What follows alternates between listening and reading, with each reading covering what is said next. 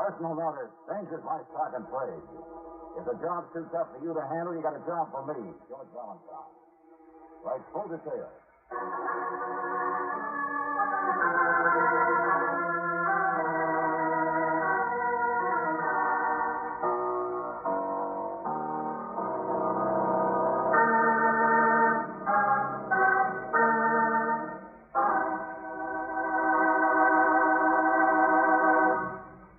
Once again, mystery lover, time for another Let George Do It adventure. This particular yarn puts murder on a very high plane. It's called Is Everybody Happy? And it chiefly concerns a rich old codger named Lorenzo, who had a fetish for constantly quoting Mr. Ted Lewis's hallmark. Namely, is everybody happy? Now, of course, you know that nobody was. But why this condition existed is not for me to tell, but for you to find out. Is everybody frustrated?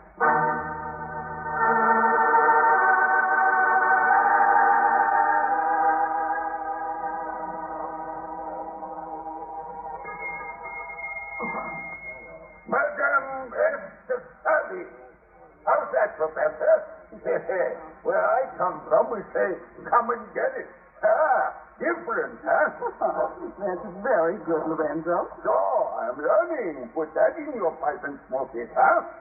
How would that go in your pipe, Dr. Murphy? Hey, what's that? No, thank you. No soup for me. Listen to that. Still upstairs with his test tube. Me, I am ignorant. I could only invent a rose bush, make $1 million and smoke cigars. I'm sorry, Lorenzo. What was a doctor of sight. His mind, there was nothing like it. More absent than present. Stop it, you Hanson, be quiet. Pipe. I think you said something. Never mind. Is everybody happy? Now, is everybody happy? Well, if that's the way you feel, I go back to my garden. No, of course we are, Lorenzo. You just asked it so many times, that's all. I know. Excuse me. But there never was a place like this, was there? There never was. Oh, I'm only kidding, Lorenzo. It's the house of Lorenzo the Great. No, per favore. I only want you all to be happy. Besides, aren't we going to wait for that brother-in-law of yours? Fred? No, he is unimportant. He is not scholars like you are. Fred is nothing. He'll not wait up for Fred. Forget him. Huh? Whatever you say. So, there you are, Lorenzo. Everybody's happy, huh? Let's see. No, wait. Professor Amy. What? I should have noticed. I rang for dinner before she finished reading her letter. Now, what kind of a letter do you suppose a professor of romance like me to no, it's nothing like that. Well, she blushes. I mean, it's just when I was writing. So, she writes to someone, gets better and better, into every life, a little... Oh, please, all of you. It's no one you know. I mean, just a man named George Valentine. Now, please. Everybody's happy. Let's eat.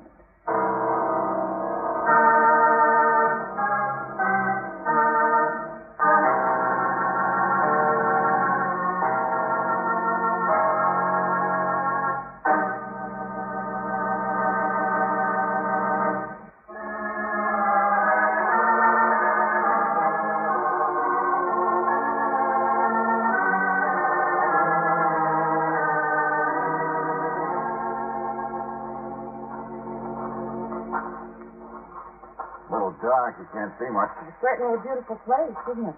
The House of Lorenzo. It's going to be one of the most unusual places in the world. I think Lorenzo must be one of the greatest men who ever lived.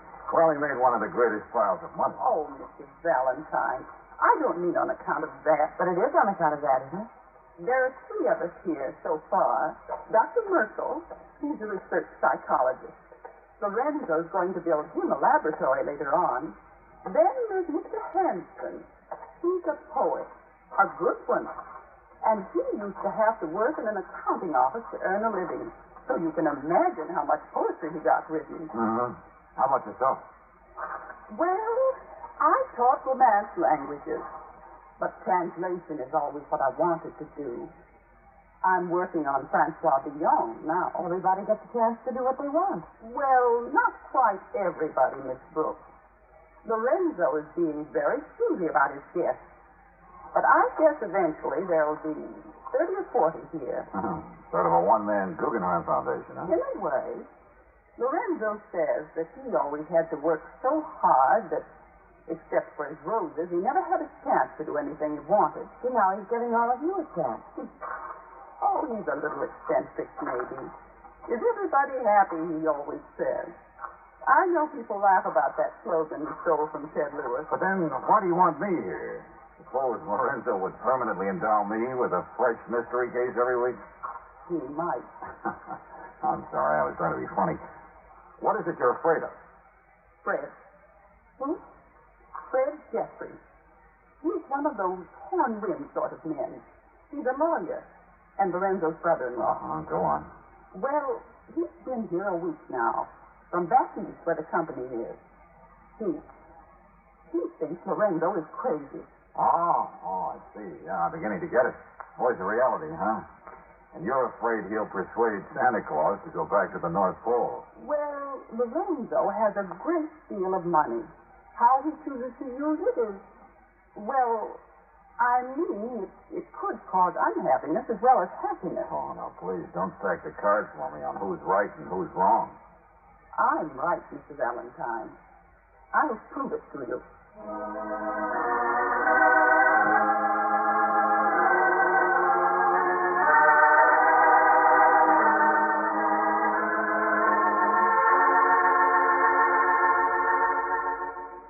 Crazy, he said. Crazy. Yes, that's just what he said. Dr. Merkel. You see, this Fred Jeffries came here, maybe a week ago. The same day Nolan left. Who left? Dr. Nolan. A loafer. No good. Electronics man of some sort, but a potterer. And really not so much of an authority. Remember, I told you how careful Lorenzo is in picking his people to stay. Look, both of you, please. Yes, we were the lucky ones. We stay. When you stay, unless Fred interferes and blows the whole idea up, right? Persuades Lorenzo not to sink his whole fortune into this place? I'm a skeptic, too, Mr. Valentine. You have thought we are prejudiced, that we would persuade Lorenzo to endow us with his money, eh? Of course we do. But we don't persuade and talk of court orders. Just what do you mean? I was trying to tell you. When Nolan left, an MD moved in. Fred brought him. His job was to see if Lorenzo couldn't be committed to an asylum. Well, it'd be one way to keep him from giving his money away, wouldn't it? Obviously, he found Lorenzo was no more irresponsible than And he is. besides, you scared the doctor away, I suppose. Eh? Well, you have quite an imposing list of degrees. Yes, I did introduce myself. The doctor left. I think he agreed with me that Lorenzo would never be judged insane. He persuaded Fred not to bother calling any experts. Well, kind of a nasty way to try and stop Lorenzo's little project, but... Why don't you believe me, Mr. Valentine? This Fred wouldn't stop at anything. But what does Lorenzo have to say about it? He's not the kind of man to talk about such things. And we are. And that makes us nasty and suspicious, I suppose. Oh, Professor Riggs. But I don't care. Sometimes a woman can tell things that a man has no idea. No, Amy. We're dealing with a man, so we'll stick to the facts. Here. Sorry my place is such a mess. Little too much equipment for such a small room. But here in the desk, I have a letter from that doctor I spoke of. Just in case you doubt what I said. No, I don't doubt it. I just don't see what it amounts to. Switch on the lamp there, Amy. Of course. Hey. Huh? What happened? Lights, that's all. Blue fuse. I've known there was too much drain on the power. Now just stand still, everyone. I'll run it down. Yeah, that wasn't all that happened. It sounded like a shot. Oh, these lights. Hurry, get the... Give it, will you? That was a shot. It was outside. Come on.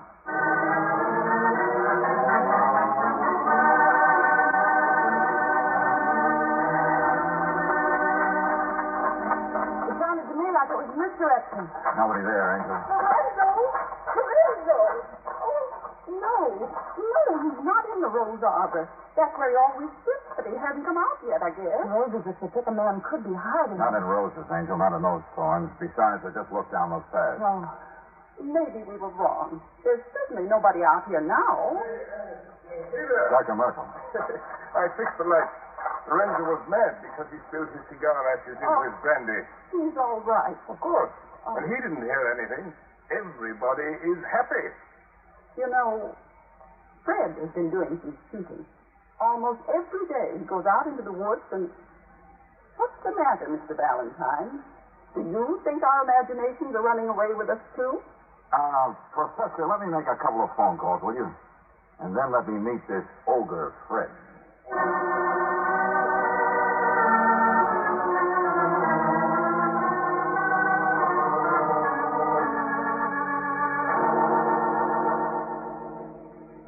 So, you've made inquiries about me. Well, I don't blame you. If you've been talking to the inmates of this squirrel cage for a retired nurse. Now, just take it easy, Mr. Jeffries. I only wanted to get it straight who you were. Vice president, lawyer, nursemaid to an old ghost, that's what I am. Yeah, I know.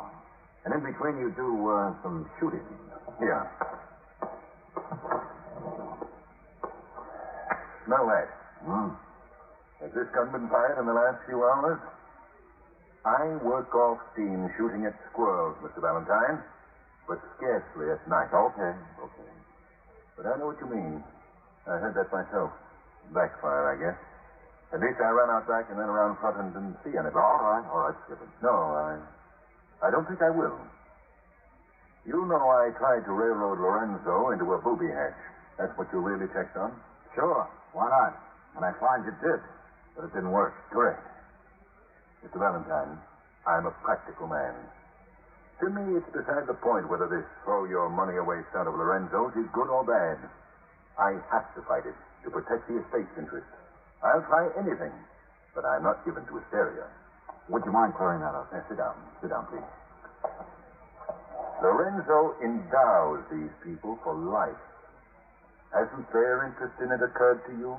Hasn't it? Hey, that was a shot. Out back, I'm sure it was. Come on.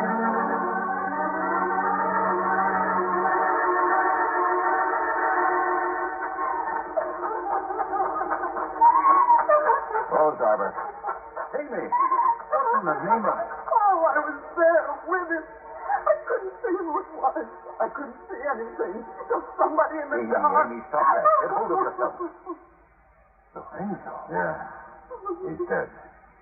Shot to death.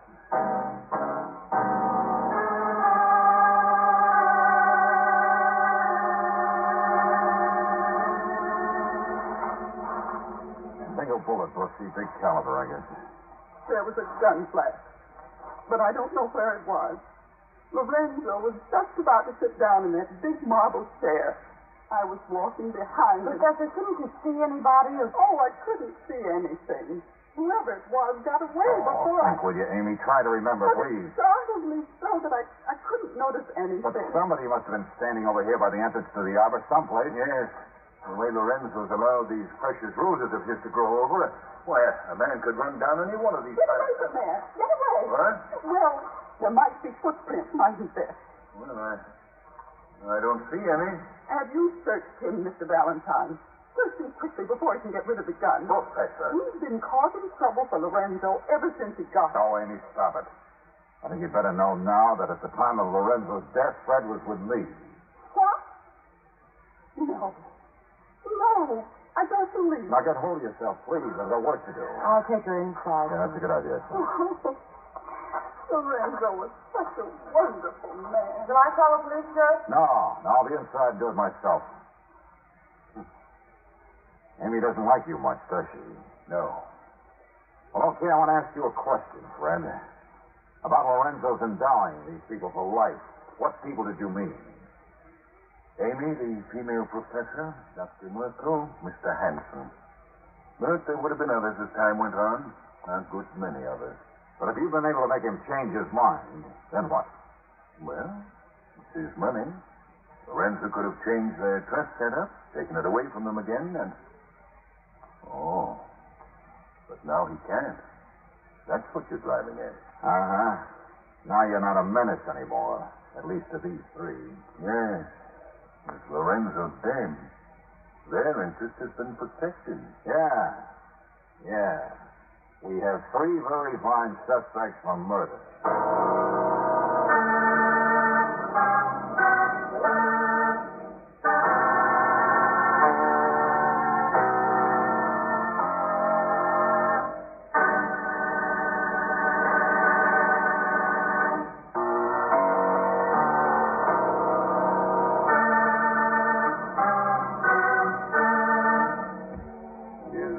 Everybody happy.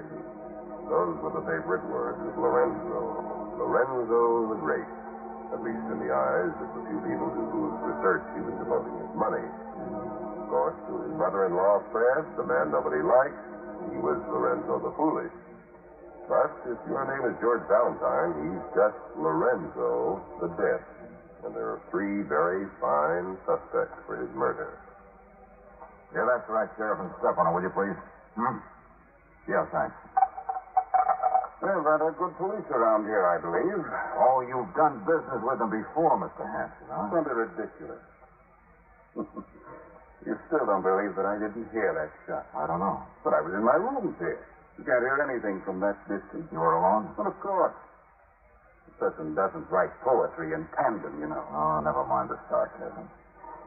I can't help it, Mr. Valentine. I'm very sorry that he's dead.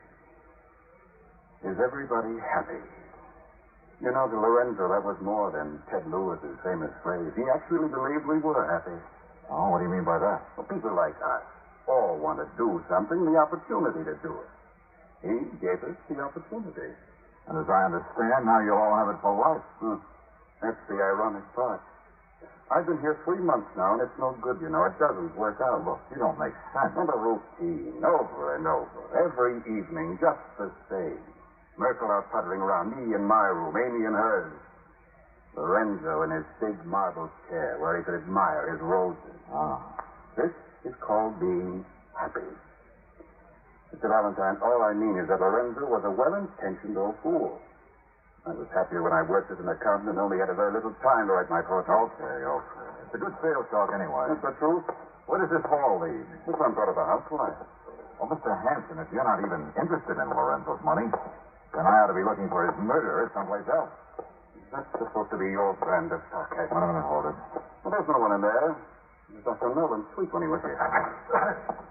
Valentine. Nobody in there, huh? You startled me, Valentine. Fred, the villain of the piece. Oh, shut up. As a matter of fact, Nolan hated Lorenzo, you know. Well, there's nothing that says someone from the outside couldn't be the person you're looking for. No, there isn't.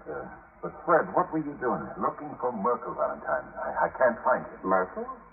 Well, he's always deep in his work at this time of night. His room's right here. He's not in there. I already looked. I'll try the other side of the house, Valentine. Yeah, but wait a minute. Hey, listen. The door closes downstairs. I'll see you later.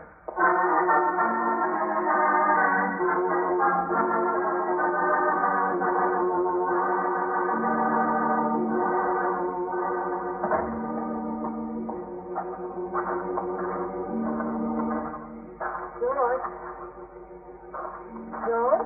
Oh, it's you, Brooks. Yes. Come out just a minute ago. Amy's all right now. I saw a light and I thought it was you. Light? What light? Well, I don't know now. She's out by the rose office. Up it is. Come on. There was a man, I'm sure there was. I could see his shadow running around the other way out toward the front. What? From the arbor in here? That's where the light was. Matches or a cigarette lighter. Let me have yours. Lorenzo's body hasn't been touched. George, look. Somebody's been trampling around over there where the roses are picked. Yeah. Look closer, Angel. Right on the table here by Lorenzo's chair. A pocket flashlight. On his mirror. Pieces of wire. Copper wire. Why wouldn't he take these things with him? Real tricky mirror, too. See here. Steel frame to hold it in place. Only what place? L.N. Huh? The pocket flashlight initials. Leon Merkel. Yes. He was the one I saw. Sure. This makes sense, all right.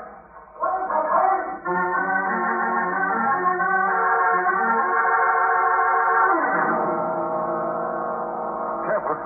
I almost fell over him myself. Dr. Merkel, oh no. Blood on his head. Here, help me. He's dead. No, he's breathing, George. What? Just barely. That brick there. Somebody hit him with that brick. See the blood on it? Let's lift him. Get him back in the No, house. no, don't touch him. Brooksy, stay here with him. Valentine, are you crazy? Whoever did this is right around us somewhere. Right here on the dock. Lever should be all right. The sheriff's car will come up that driveway in about 1 second. Just turning in now, George. What's the murder? Back to the road, driver. Fred, step on it. I'll get the murderer all right.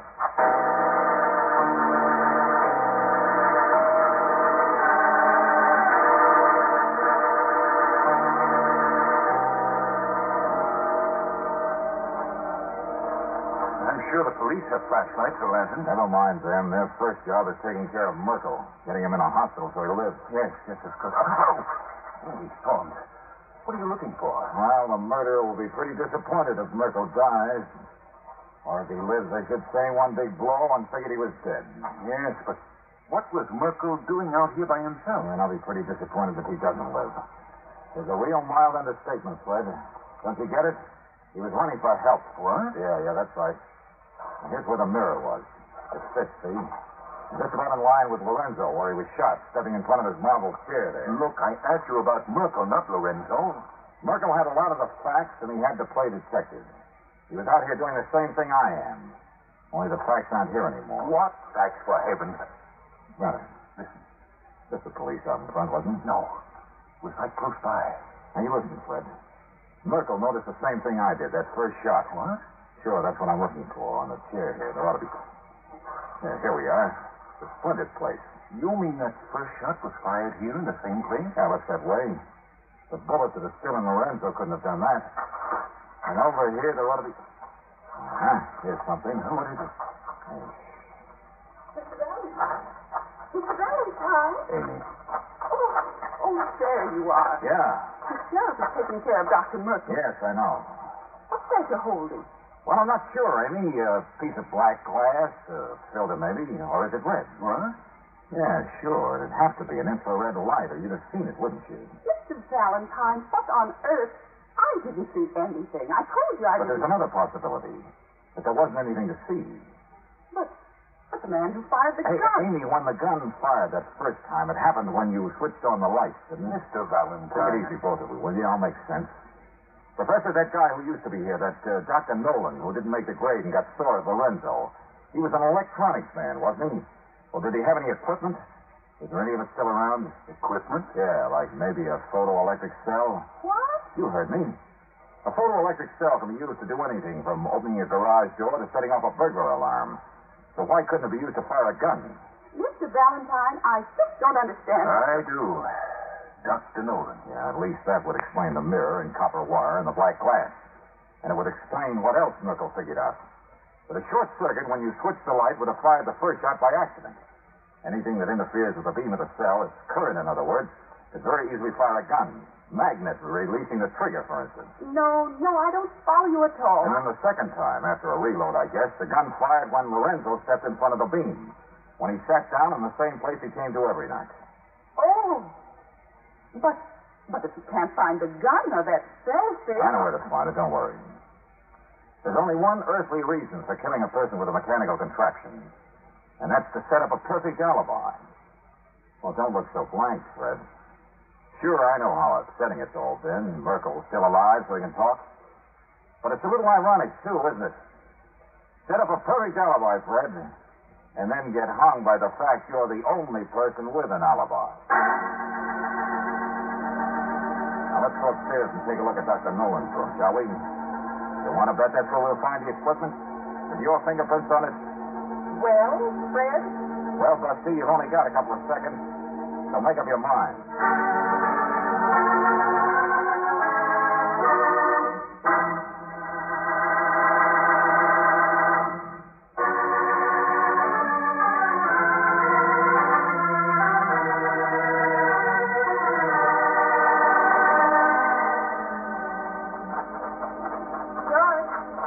Yeah, right here, Angel, I'm busy. But the sheriff is through with Dr. Merkel now. You and the sheriff meet me upstairs, will you? Oh, Fred, how about it? You coming? It would have been so different if you hadn't been here. Oh, sure, I know. Things kind of got away from you, didn't they? Mr. Valentine, look out! I suppose you might find the photoelectric cell upstairs, but I doubt if you'd find the gun. Oh, yeah. Didn't get rid of it yet, huh? No. So things kind of get away from you, too, don't they? George! Stand still, Busty. Hey, you! What's that? Stop!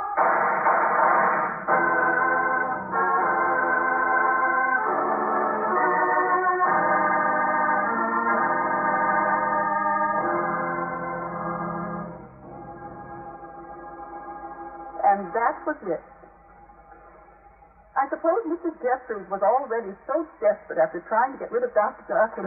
Sure, but a bullet in the leg just makes him talk that much faster. You know, I thought that since Lorenzo's money was already in your name, Professor, and Dr. Hanson, There was only 3, Angel. If Lorenzo had enough money to figure on and dying 40 or 50, then there was plenty left for Fred to try to hang on to by killing him. But now what'll happen? I don't know. But after this, I have a hunch the courts will let his endowment plan go right on through. He'll still be remembered as Lorenzo the Great, all right. is everybody happy? It's a wonderful thing to try for, isn't it? Sure. No matter what kind of answers you get. But if you keep asking the question, one Oh, don't be so serious, Angel. All it leads to is a song called When My Baby Smiles at Me.